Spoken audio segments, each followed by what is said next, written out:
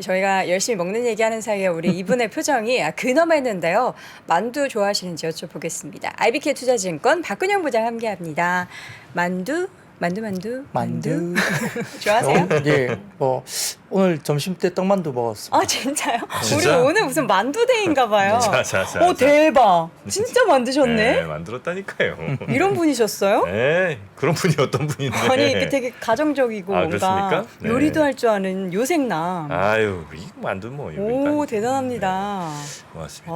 자, 야. 그래서 점심에 드신 게 만두국, 예, 떡만둠국. 떡만두국. 예. 예. 그래서 오늘 사골 만두로 국물에 대동단결. 떡만두. 아, 사골 국물에. 예. 예, 맛있죠. 만두로 대동단결된 오늘 자 시장은 어떻게 또 만두같이 네, 이렇게 만두 ETF 좀 다양한. 나오나 모르겠네요. 오늘 대동단결에서 올랐습니다. 네.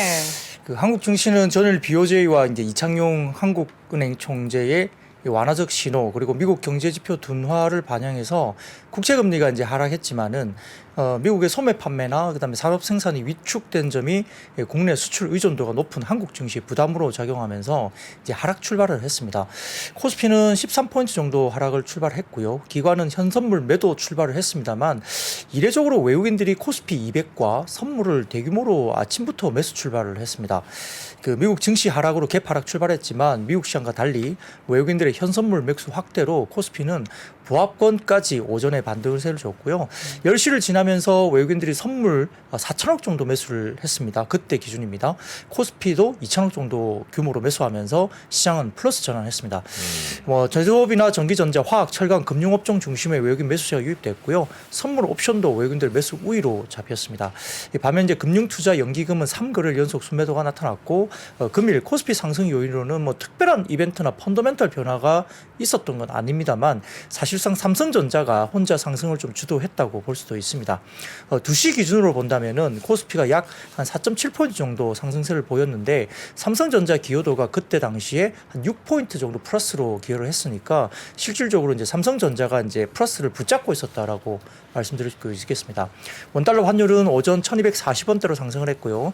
그러나 이제 장중 엔화 강세 재개 그리고 위안화 약세 압력 축소 그리고 외국인들의 국내 증시 순매수의 유입에 있어서 재차 이제 1230원 초반대로 하락 반전을 했고요.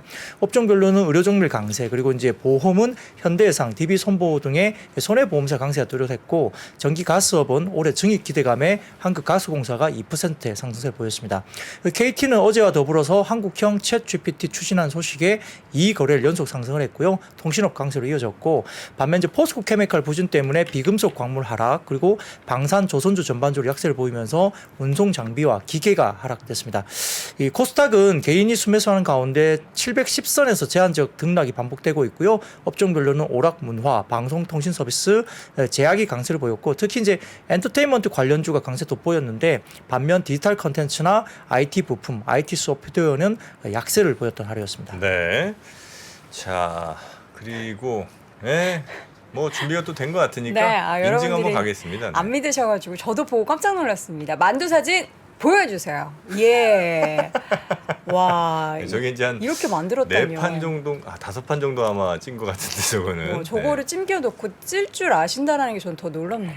이거 만두는 뭐 쉬운 편 아닌가? 아니 그 손 되게 많이 가요. 손은 많이 가죠. 네. 예, 좀 번거로운 건 많은데 저렇게 혼자서 한번 이거를. 냉동실에 이렇게 넣어놓으면 좋죠. 아유 든든합니다. 정말. 만두국도 그냥 사골 육수 시중에 파는 거나 아니면 네. 멸치 육수 내가지고 계란치다 막 풀어서 대충 이렇게 먹어도 너무 맛있죠. 맛있죠, 김치만두는. 맛있죠. 예, 김치만두. 저는 저 만두 좋더라고요. 이렇게 보통 이제 고기들이 이제 대게 다 들어가시는데 네. 저는 김치. 유독 김치 뭐 두부 그다음에 저 부추 넣고요. 그다음에 당면 좀 넣나요? 당면은 당연히 들어가야죠. 두부 좀 많이 들어가야 네. 되고 그다음에 저 숙주를 조금 숙주. 해서 넣는 걸 좋아합니다. 네, 여러분 만두 인증 되셨죠? 예, 오늘 시장은 네. 만두 얘기로 시작해서 만두 얘기로 끝날 것 같습니다. 자, 풍력 에너지, 풍력주가 오늘 좀 올랐어요. 좋은 소식이 좀 전해졌죠. 네, 이제 전일 스위스 다보스에서 윤석열 대통령이 함께 자리한 가운데 개최했던 투자 신고식에서 풍력 터빈 제조 세계 1위 업체인 덴마크의 베스타스가 한국의 3억 달러에 해당하는 대규모 투자를 한다는 소식 때문에 관련 소식들이 주가를 끌어올렸습니다. 투자뿐만 아니라 실제 싱가포르에 있는 베스타스의 아시아 태평양 지역 본부를 한국으로 이전하는 어떤 이야기도 검토하기로 이야기가 됐기 때문에 어떤 중심지가 될 수 있다는 뭐 기대감이 있었던 것 같습니다. 네. 그래서 뭐 국내 풍력 터빈 생산 설비와 부품 공장을 설립하고 아시아 태평양 지역에 수출을 할 것으로 예정되어 있는데 지역 본부로 옮기기 때문에 한국 같은 경우에는 베스타스에게 아시아 태평양 지역의 핵심 혁신 거점으로 될 것으로 기대한다 이렇게 이야기를 하는 것 같습니다. 그래서 뭐 상당히 좀 좋은 이래로 이제 이야기됐는데요. 그래서 동국산업이나 동국 SNC, CS 베어링, 유니슨 등이 강세를 보였는데 오늘 또 DS투자증권에서 이제 해상풍력 관련된 또 리포트도 하나 나왔습니다. 23년도부터 25년까지 글로벌 해상풍력 신규 설치가 연평균 증가율이 34%에 달할 것이다. 그래서 국가별로 본다면은 미국이 82%, 중국이 네. 34%, 유럽이 19%로 미국이 압도적으로 높은데 미국 같은 경우는 IRA 법안 기준 해상풍력 개발에 따른 세제 혜택이 육상 대비해서도 유리하기 때문에 해상풍력 쪽에 상당히 좀 유리한 구조에서 매출이 많이 나올 거다 이렇게 보는 것 같습니다. 먼저 이제 사진을 먼저 띄워주시면 IRA 법안 중에 풍력 관련 세제 혜택 내용 정리인데요. 빨갛게 네모나게 친 부분을 보시면은 기존 대비 현재 어떻게 그 풍력 관련된 세제를 주는지 나와 있습니다. PTC는 생산된 전력당 기준 관련이고요. ITC는 투자에 부과되는 세금의 일부를 공제한다는 그런 개념으로 생각하시면 됩니다. 그래서 이제 지금 풍력, 육상 풍력은 PTC만 제공받을 수 있지만 해상 풍력은 PTC와 ITC 중에 사업자에게 유리한 제도를 선택 가능하게 한다. 이렇게 해서 해상 풍력이 좀 더 유리한 방향으로 이야기되는 것 같고 빨갛게 네모친 부분이 우하단 쪽인가요? 위에도 있고 아래도 있고 다 있습니다. PTC와 ITC 둘 다 빨갛게 네모가 돼 지금 있습니다. 위에는 잘 안 보이는데 여기 점선으로 여기 2022년부터 이렇게 보이고요. 밑에 ITC 같은 경우는 2026년부터 이렇게 쳐져 있습니다. 네네 그렇게 조금 잘 안 보실지 모르겠지만 빨갛게 돼 있습니다. 네네네. 그래서 기존에는 이제 세제 혜택을 못 받다가 이제 세제 혜택을 받는 것이 이제 표시된 차이를 보여주는 건데요. 네.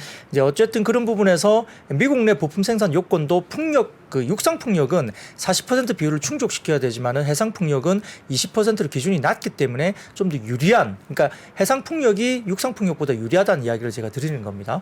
그래서 이제 미국은 해상 풍력 설치가 전무했던 국가였기 때문에 빠른 시간 안에 시장을 확대하기 위해서 많은 지원을 해줄 것으로 예상하니까 국내에서도 약간 기회 요인이 많이 생기는 겁니다. 국내 부품업체들이. 그 다음 표를 보여주시면은 글로벌 연간 풍력 신규 설치 규모나 그다음 미국의 연간 풍력 신규 설치 규모 추이 전망인데요. 보면 확실히 보면 육상 풍력이 좀 많긴 한데 해상 풍력의 성장세가 훨씬 더 크게 나타나는 부분이 분명히 보입니다. 근데 전체 크기로 보면 아직까지는 육상 풍력이 좀 더 많은 편이고요. 다만 이제 해상 풍력의 성장 속도가 2023년도부터 미국 쪽에서는 확실히 많이 성장을 한다는 것이 눈에 보인다 이렇게 볼 수 있습니다.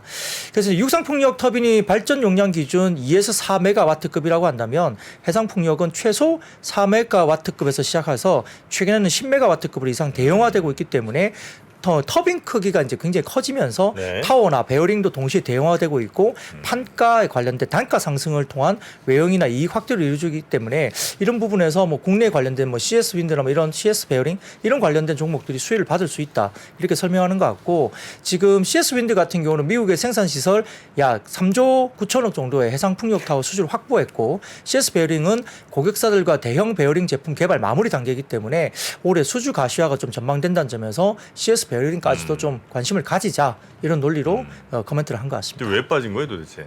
어떤 부분이요? CS 윈드 같은 친구들. 윈드는 아마 좀 올랐다 빠진 거 아닌가요? CS 베어링은 올랐던 걸로 제가 오늘 장중에 플러스가 난것 초반에 막 같고요. 올랐다가 좀 힘이 많이 네, 빠지더라고요. 힘이 좀 빠졌고요. 네. 베어링 쪽이 좀 올라온 것 같습니다. 아 그래요? 네.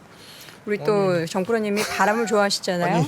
아니 이렇게 좋은 소식들이 들렸는데 근데 이거 보니까 이제 공장을 짓는다는 거죠, 이게 뭔가. 그렇죠. 뭐 생산 시설을 CS 윈드는 그렇죠. 미국 쪽에 가서 이제 한다는 거거든요. 참 그건 뭐 3점 몇 프로가 빠졌네요. 거의 4% 빠졌습니다. 네. 오늘 CS 윈드는 CS-윈드 많이 질척대시네요. 네.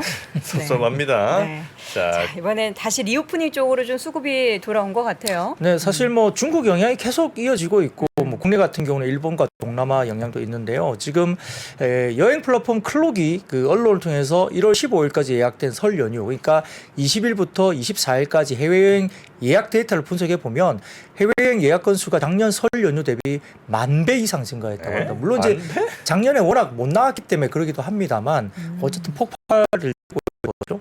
가장 이야기했던 여기 일본, 그다음 싱가포르, 미국, 태국, 베트남인데요. 동남아 예약이 전체 78%, 그러니까 많이 나가는 거죠. 그리고 이제 짧은 연휴 때문에 근거리 여행지를 찾는 트렌드가 이어지고 있습니다.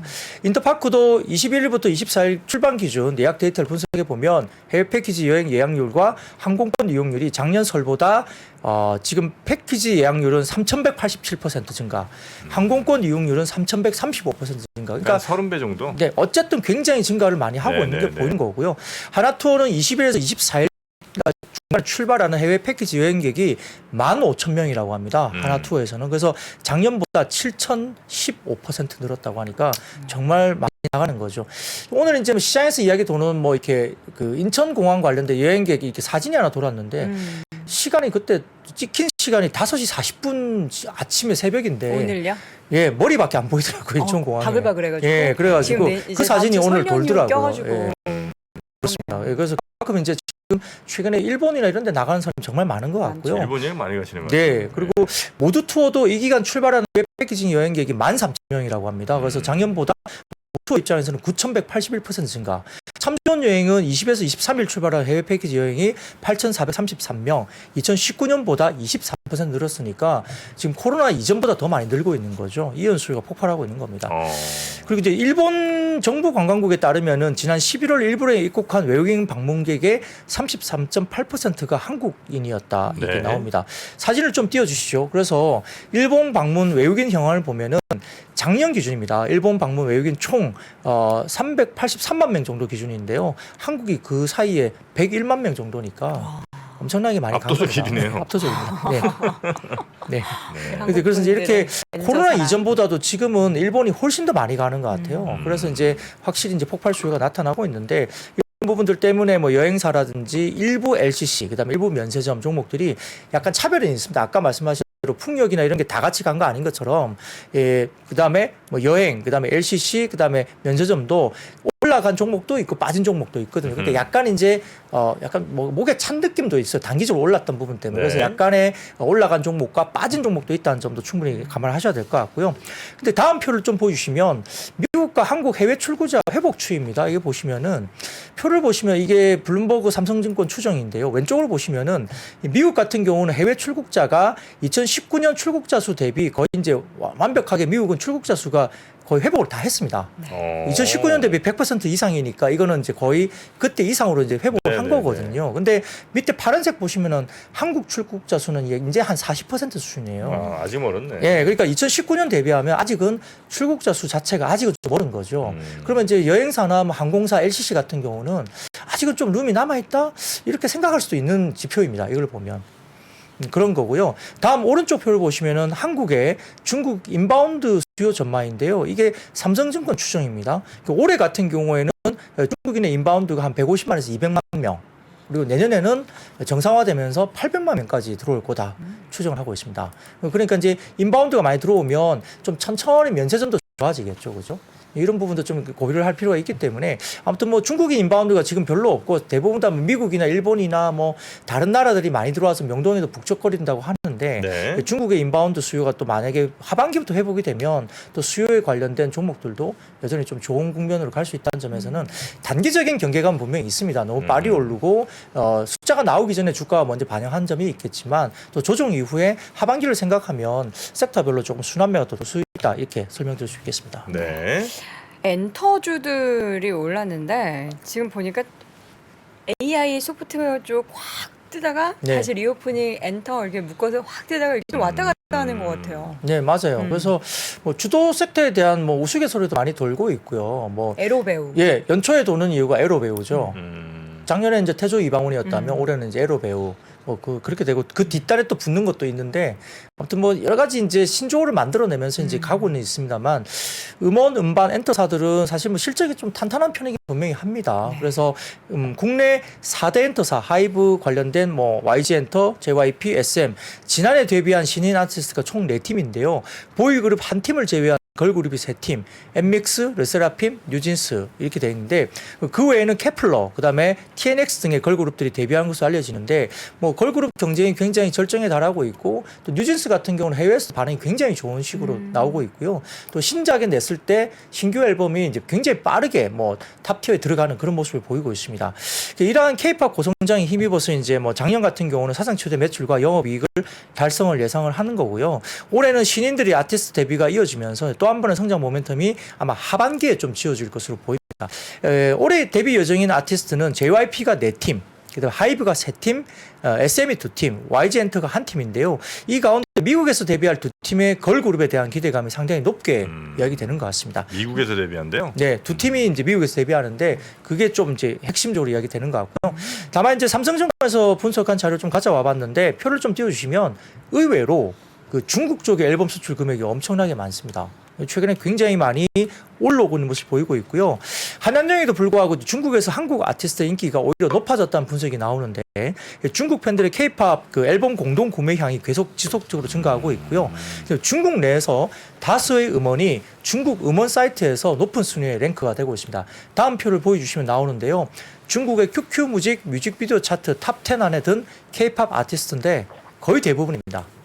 뉴진스, NCT 드림, 뭐 르세라핌 쭉쭉 있는데 뭐 2위, 그다음에 5위, 그다음에 9위 이렇게 빼고는 1위부터 10위까지 전부 다 한국 뮤직이죠. 하이브, SM.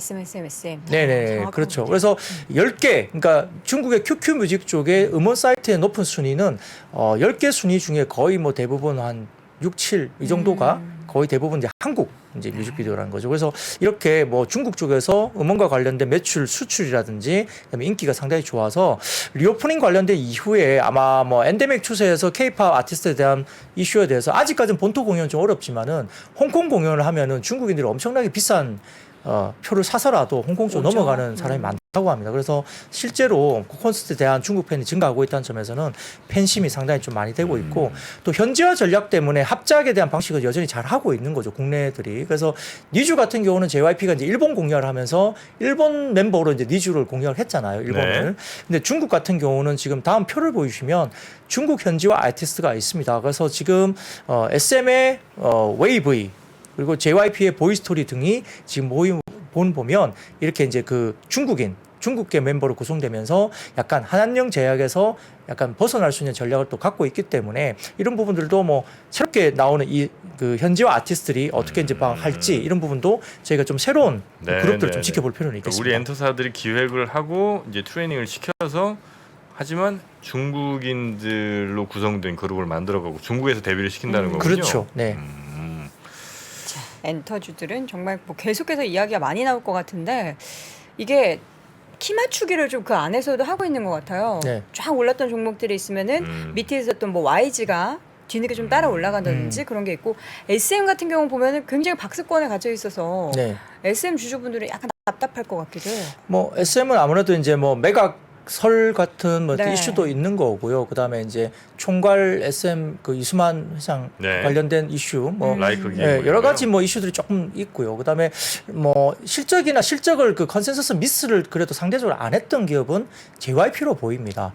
그 외의 종목들은 다소 이제 컨센 대비 하회하거나 미스를 좀 하는 경우가 또 있었기 때문에 좀 실적적인 안정적 면에서는 분기별로 봤을 때는 최근에 보면은 JYP가 좀 탄탄하게 왔다는 거고요. 그다음에 이제 그룹이나 이런 것들이 다양하게 있는 그러니까 특정 어떤 그룹에 매출이 집중되어 있는 종목들보다는 뭐 몇 가지 다양한 그룹이 골고루 잘하는 엔터사가 좀 더 편안하게 갔지 않을까 싶고요. 근데 이제 그럼에도 불구하고 또 SM 같은 경우는 DOU라든지 관련된 쪽에서 요새 주가는 좋죠. 또 엄청나게 좋잖아요. 그러니까 그런 것도 좀 차별적으로 가는 쪽도 있기 때문에 뭐 어떤 때는 이게 좋았다, 어떨 때는 이렇게 좋았다, 그렇게 왔다 갔다 하는 부분도 있지만 전반적인 엔터사의 분위기는 실적이나 뭐 이익으로 성장으로 봤을 때는 좀 안정적으로 가고 있는 모습은 보인다고 볼 수 있겠습니다. 네. 자, 이어서는 정유주 이야기가 또 새롭게 나왔네요. 네, 이제 키움증권에서 정유업종에 대해서 올해 호황이 있을 것이다 보고 있는데 아마 이제 선진국 중심의 설비 폐쇄가 계속 이어지면서 아마 글로벌 시장에서 경쟁력을 키운 한국 정유회사들의 수혜가 될 거다. 키움증권에서 발표를 했는데요.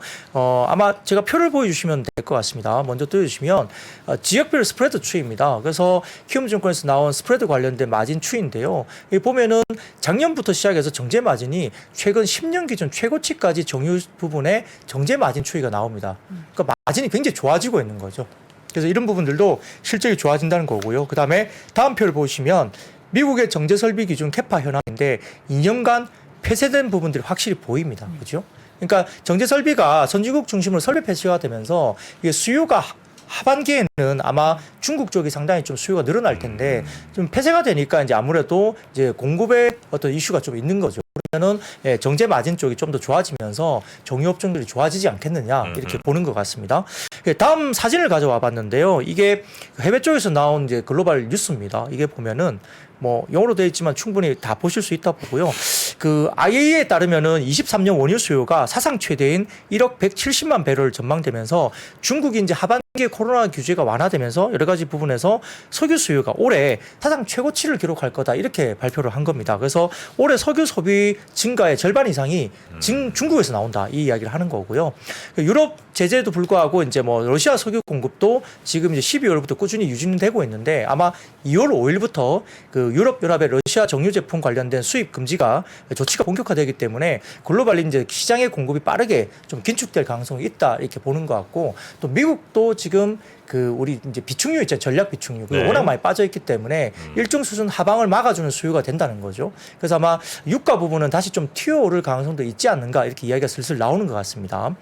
미래에셋증권에서도 오늘 이야기가 나왔는데 여기에서는 이 글로벌 항공유 수요가 상당히 올라온다. 아까 제가 여행 수요에서 그 항공 관련된 이슈가 있었잖아요.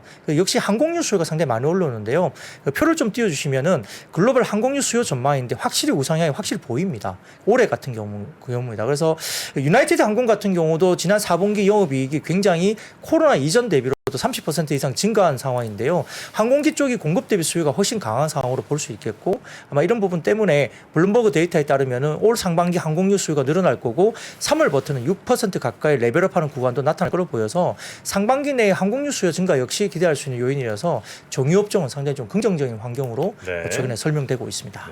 아까 그 영어 기사 해석해달라는 분들이 많은데 네. 어떻게 해석 한번 좀 해주시겠습니까? 네.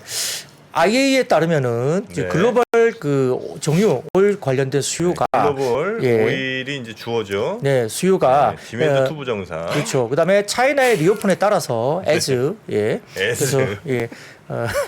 레코드 하이를 찍을 것이다. 하이를 찍을 리치 것이다. 달할 것이다. 거기에 도달할 것 같다. 네. 예. 세트 리치 아주 중요한 표현이죠. 네. 국제 에너지 기구의 이야기를 네, 이거 원문으로 사형식인가 이렇게 되면? 들어봤습니다. 이거요. 아닙니다. 이 as가 붙어서 이제 이게 그 아주 as가 이제 그 이렇게 중간에 이어지는 뭐 네. 그럼으로써 이런 역할을 하는 거거든요. 네, 네.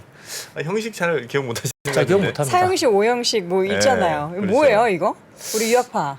아니 저도 뭐 모르겠어요. 모르겠는데. 아유, 무슨 형식이 뭐가 중요합니까? 아, 대화만 그런가요? 통하는 내용이 데죠. 중요하죠? 그럼요. 네, 네. 알겠습니다. 분명한 건 투부 정사가 있는 건 맞죠. 투부정 미국인들 뭐 그런 투부정사 이런 거 생각 안 쓰고 그냥 얘기하지 않습니까? 네, 우리는 투표가 중요하니까요. 네. 네. 저도 멜번에 1년 갔다 왔는데요. 멜번? 정말요? 네, 멜번 대학에서 호주, 공부를 호주. 했습니다. 예.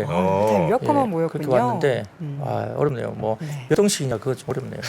아, 지금 문법은 댓글에서는 중요하겠습니다. 삼형식이 지금 주류를 이루고 있는 것 같습니다. 삼형식이에요? 네. 그 굉장히 고급스러운 표현이 세트 리치라는 표현은 굉장히 고급스러운 표현. 아, 세트 고급스러운 리치가 표현이에요? 고급스러운 표현이에요? 예. 대부분 보면 이제 글로벌 오일 디맨드 윌 리치 뭐 이렇게 가잖아요. 아, 그래요? 근데 세트 리치는 좀 디맨드 투 이렇게 하는 건데 예, 뭐 그렇다 네. 치고요. 아니요, 디맨드는 여기서 명사입니다. 아, 그래요? 동사가 아닙니다. 네. 예. 아, 그래서 그 아, 그럼 뭐가 동사예요? 그 세투리치, 셋이 이제 뭐 동사겠죠. 세투리치가 굉장히 고급진 표현이군요.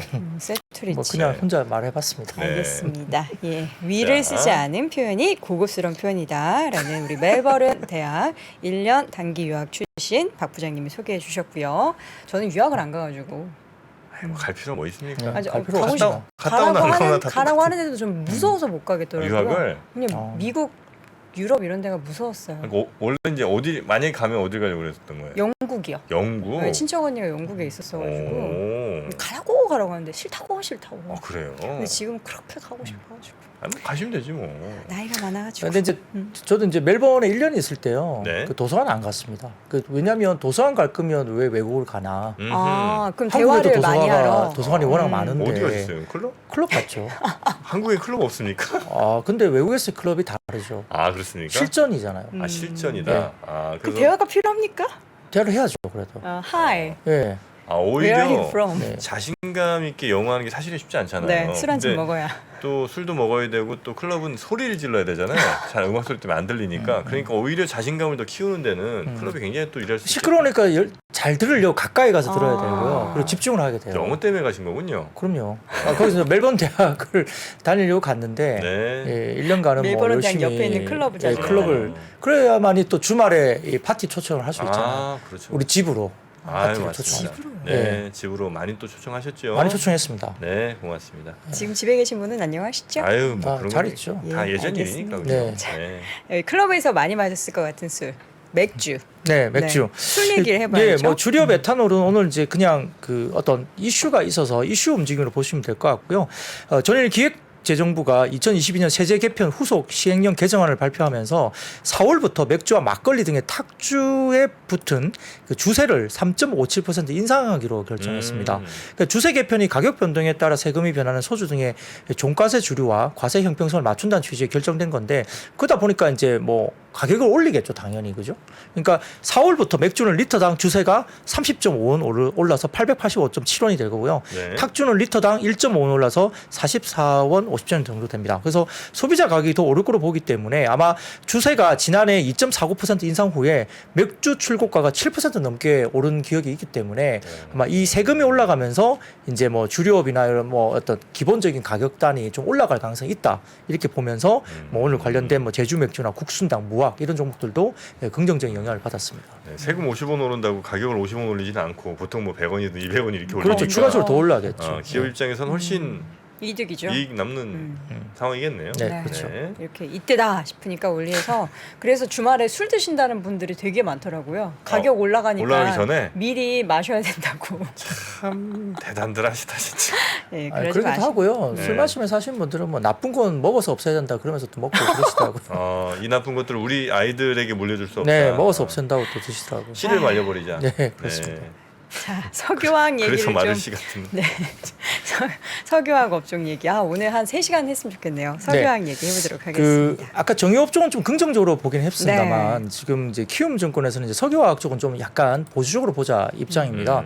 그 NCC로 대표되는 주요 유기화학 제품들이 이제 올해 업황 부진이 지속될 거로 보이는데 얼마 전에는 이제 뭐 일부 모 증권사에서는 올해 이제 업황이 턴어라운드 되면서 뭐 석유화 NCC가 좋아진다는 리포트가 나오기도 했습니다. 근데 키움증권에서 오늘 리포트가 이제 현 유가 수준에서 중동 미국의 ECC 대비 원가 구조가 여류인 NCC 부분은 그간 누적된 글로벌 공급량이나 중국의 자금률 증가 때문에 업황 부진으로 올해 좀 힘들 것이다 이렇게 보면서 네. 하반기에도 업황 회복이 좀 지지부진할 수 있다 이렇게 사실 좀 보수적인 입장을 낸 겁니다. 그래서 지금 다음 사진을 좀 보여주시면은 키움증권에서 나온 건데요. 미국 대비 중국의 에틸렌 설비 증설인데 확실히 미국 쪽의 설비 증설이 굉장히 플랫하게 거의 없는 반면 중국 쪽은 굉장히 많이 늘어납니다. 특히 이제 23년 이후로부터도 굉장히 기하급수적으로 중국의 에틸렌 설비 증설이 나타난 거고요. 특히 이제 관련된 부분들이 중국에 집중된다는 게 보이시겠죠, 그죠? 그러니까 이제 이게 중국 쪽에 이렇게 집중이 되는데 그러다 보니까 다음 표를 좀 보여주시면 이제 중국의 자금률이 당연히 증가가 될 수밖에 없죠. 이 표에서 딴 거 보시지 말고요.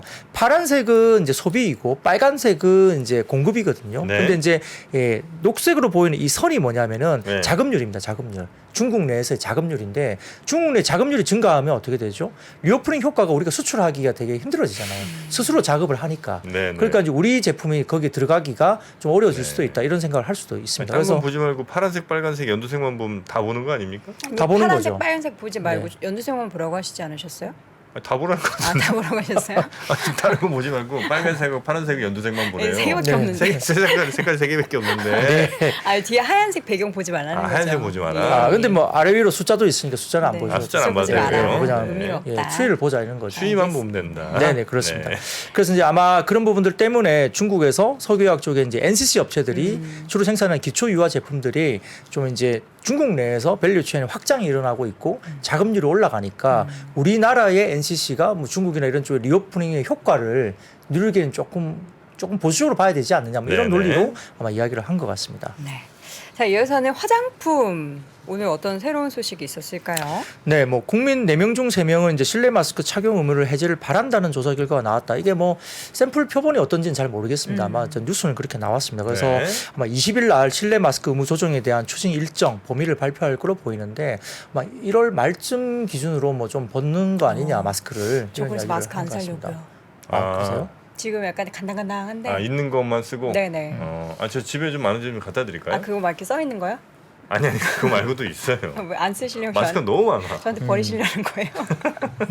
아니 마스크 혹시 안 살 생각이시면 네, 제가 갖다 안 살 드리겠습니다. 거예요. 혹시 필요하면 요청을 드리겠습니다. 알겠습니다. 자, 그래도 네. 마스크. 예, 그래서 이제 그런 부분도 있는데요. 뭐 그거는 이미 이제 제가 한번 지난번에 말씀을 드렸고, 국내에서 이제 마스크 의무화 해제 논의가 있지만은 일본 정부도 실내 마스크 원칙적으로 요구하지 않는 방안 검토하고 있다. 뭐 이렇게 이야기가 나오는 것 같습니다. 그래서 아마 최근에 업계에 따르면은 명품에 이어서 중저가 화장품 브랜드도 원자재 가격이나 물류비 상승들 이유로 가격 인상이 나타나고 있다 말씀드리고 있는데 아마 그 요동 앵커님께서는 아마 지난번에 제가 네. 중국 시장에서 이제 글로벌 유럽 제품들 명품들이 중국에서 가격을 올린다 말씀 네. 한번 드렸었잖아요. 그것도 마찬가지인데 국내 중저가 브랜드도 지금 계속 올리고 있는 분위기가 나온다고 합니다. 그래서 이츠 스킨 뷰티 같은 경우도 이달 2일부터 관련된 그 제품이 되게 이름이 길어요.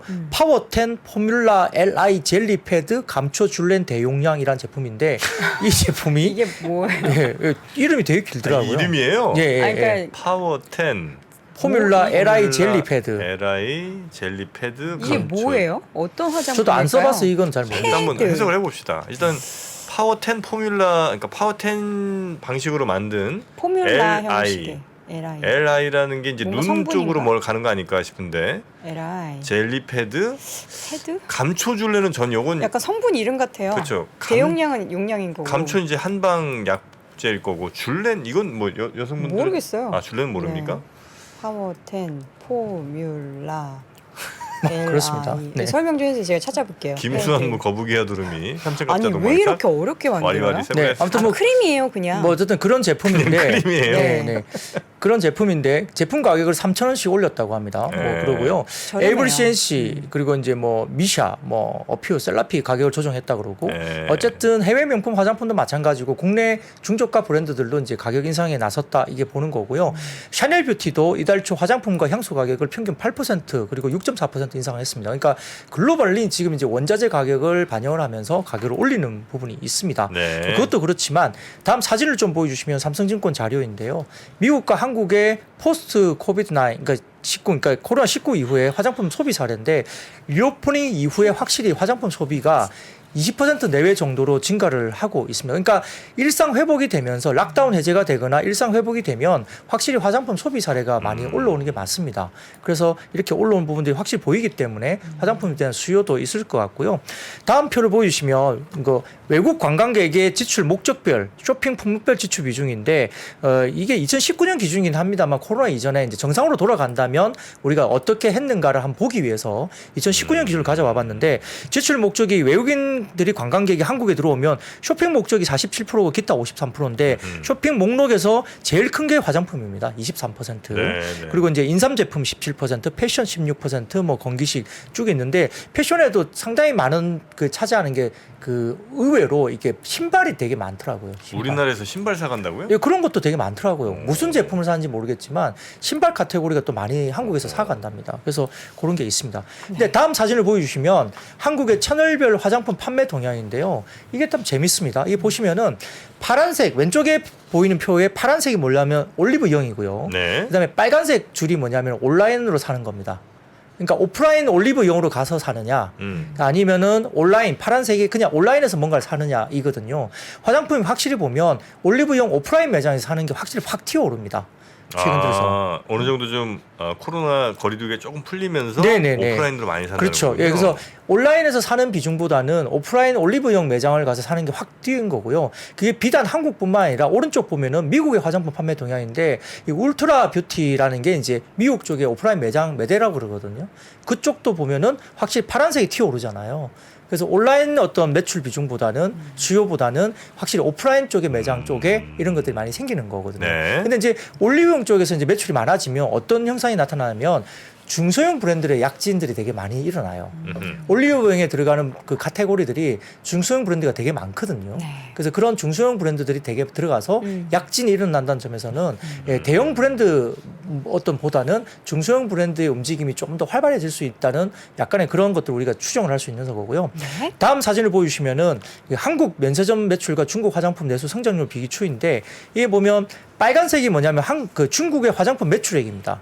중국이 화장품이 많이 꺼졌다가 최근에 조금 이제 회복되는 국면이거든요. 근데 면세점의 외국인 매출액은 확 줄었죠. 오른쪽 끝에 보시면 그죠? 거꾸로 디커플링이 되는데 이게 왜냐하면 면세점 쪽에 한국의 그 다이콩, 그러니까 중국의 보따리 상들이 들어와서 네네. 사는 물량이 줄어들었던 거예요. 근데 최근에 보면 수수료율 때문에 국내 면세점들이 되게 좀 완강하게 나가고 있다 말도 들리고 네. 딸공들에게 이제 많은 이제 물건을 안 내주고 있는 거죠. 그렇게 되면 이게 어떻게 되면 결국 이제 그 가격 협상력을 국내 면세점들이 굉장히 올리기 위한 어떤 그런 전략을 갖고 지금 대응을 하고 있는데 딸공들이 그러면 재고가 많이 줄어 있겠죠 지금. 그죠. 그러니까 아마 중국의 인바운드가 좀 더 강화되고 국내에 들어오는 상황이 되면 딸공들의 재고 확충이 생기게 되니까 어떤 수요가 올라가지 않겠느냐라고 추정을 할 수는 있습니다 시장에. 근데 이제 이런 건 있습니다. 거꾸로 보면 이 딸공들이 재고 바닥에서 많이 살 수도 있고 두 번째로는 국내 브랜드의 브랜드력이 떨어지면 과거 같이 그렇게 많이 사가겠느냐. 라는 이슈도 사실 화장품 쪽에 있거든요. 네. 그런 부분들을 조금 저희가 추이를 좀 봐야 되고 실제로 좀 체크를 해야 된다 볼 수 있는데 아무튼 뭐 면세점 쪽에서의 딸공들이 많이 안 사가는 것은 최근에 이야기 들려보면 확실히 면세점 쪽에서 이제 이런 물량들을 많이 이제 딸공들을 많이 안 내준다는 말들이 좀 있긴 합니다. 그래서 약간 너무 과한 어떤 그런 수수료율을 조금 조정하고자 하는 어떤 의지가 국내 면세점에 좀 있다는 말도 들리니까 그게 잘 협상이 이루어져서 네. 우리가 좀 더 좋은 조건을 갔으면 좋겠다 생각도 있습니다. 끝으로 손해보험 하나 정도만 더 볼까요? 저 한 개만 네, 얘기해도 네, 네. 돼요. 아까 제가 허위 사실을 이야기해가지고 허위 사실이 뭐예요? 잘못 얘기했어요. 그게 크림이 아니라 패드 이렇게 붙이는 네. 그 약간 스킨 묻혀가지고 아무도 기억 못하는데 뭐 그래도 그걸 해명하고 있어. 제가 혹시 여기 이치스킨 측에서 그 크림 아. 아닌데 왜 잘못 얘기했냐고 할까봐. 그게 이제 뭐 패드라고요? 네, 크림이 이렇게 아니고 패드라. 안에 보면 그 스킨 이름 긴 거. 솜이 네, 들어가 있다는 거. 포뮬라. 잊지 마세요. 이름 뭐였지 아까? 파워텐 포뮬라 네. LI 젤리 패드 감초줄렌 대용량. 네, 그건 이제 요거 패드다. 말씀드립니다. 네. 크림이 아니라는 거. 네. 여러분께 다시 한번 정정 네, 말씀드리겠습니다. 손해보. 네, 간단하게만 설명드리겠습니다. 뭐 소보업계가 새로운 제도가 도입되고요, 손해율이 개선됩니다. 왜냐하면 이제 우리가 뭐 백내장 수술다 이런 것들도 조금 올해 작년 상반기였죠. 3월까지 유지를 하되 4월부터는 약간 좀 뭐랄까 규제 비슷한 느낌의 어떤 그런 뭐 뭔가 있었잖아요. 네. 뭐 이게 뭐 그냥 막 하게는 못 하게끔 그쵸. 뭐 이런 것도 있었고요. 실적 기대감이 있고 올해부터 새로 도입되는 국제 회계 제도인 IFRS 17에 이제 이런 네. 부분들이 결국은 보험 부채를 원가 대신 금리 변동에 따른 시가로 평가하면서 지급 여력이 상승되는 효과를 가질 수 있으니까 손보에게는 일단 긍정적인 요인으로 볼 수도 있습니다. 그리고 아까 말씀드렸던 과잉 진료에 대한 단속이 강화되면서 추가적인 손해율 개선 효과도 있고 그다음에 자동차 보험료가 인하되면서 업황이 꺾일 거란 우려가 분명히 있었습니다만 실손 보험료가 또 올라가면서 올해도 이제 실적 호조가 좀 이루어질 수 있지 않느냐 이런 얘기가 나오면서 이 관련된 손해보험 쪽이 오늘 좀 좋았다 이렇게 볼 수 있습니다. 알겠습니다.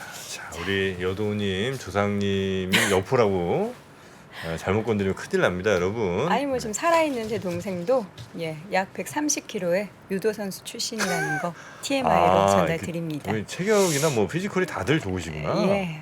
여도냉커 보면 그렇게 뭐 이렇게 우락부락하진 않잖아요.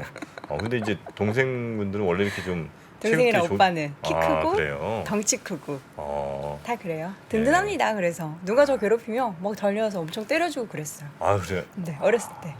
근데 반대로 저도 때려준 적 있어요.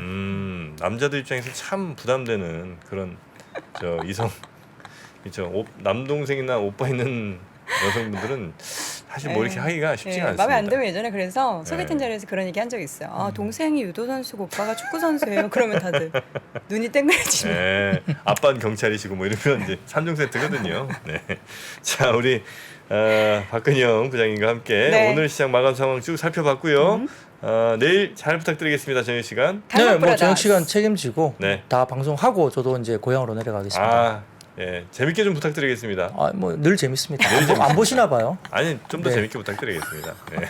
보시면 거의 뭐 넘어지실 텐데요. 박근영 부장님 책임이 아주 막중합니다. 네. 하게 감사합니다. 보내드리는. 자, 고맙습니다. 네, 고맙습니다. 고맙습니다. 네.